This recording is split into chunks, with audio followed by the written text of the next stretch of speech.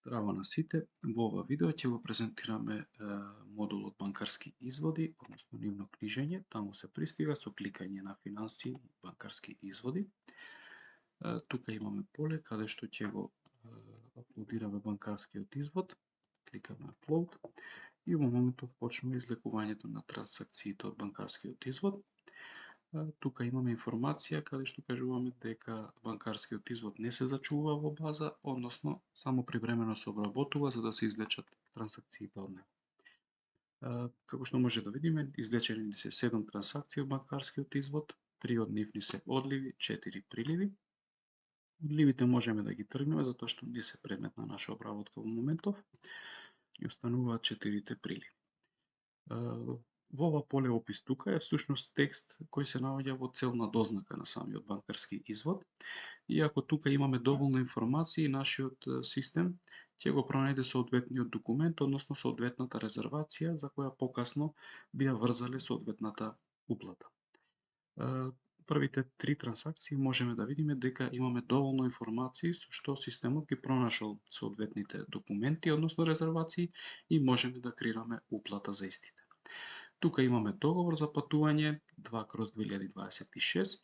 Ако сакаме да креираме уплата, кликаме на креирај уплата, ни се отвара нов прозорец со кој можеме уште еднаш да ги видиме сите информации извлечени од банкарскиот извод.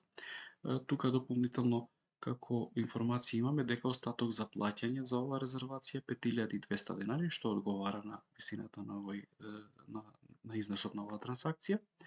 И кликаме на креирај уплата, со што ни се креира уплатница во висина од 5200 денари за соодветната резервација.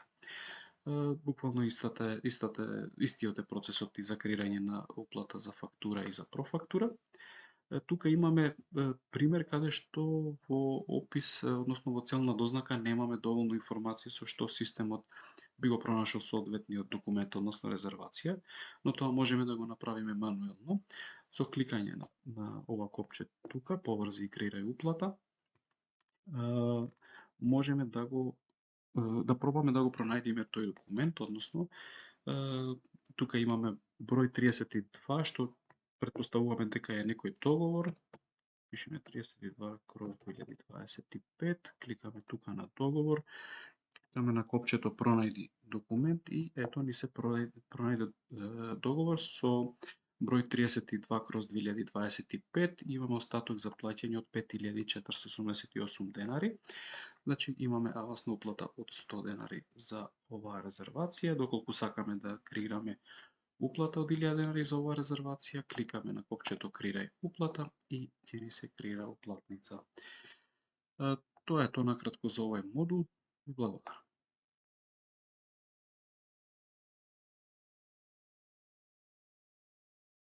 Сега може да ги видиме самите уплати кои ги креиравме со извлекување на трансакциите од банкарскиот извод.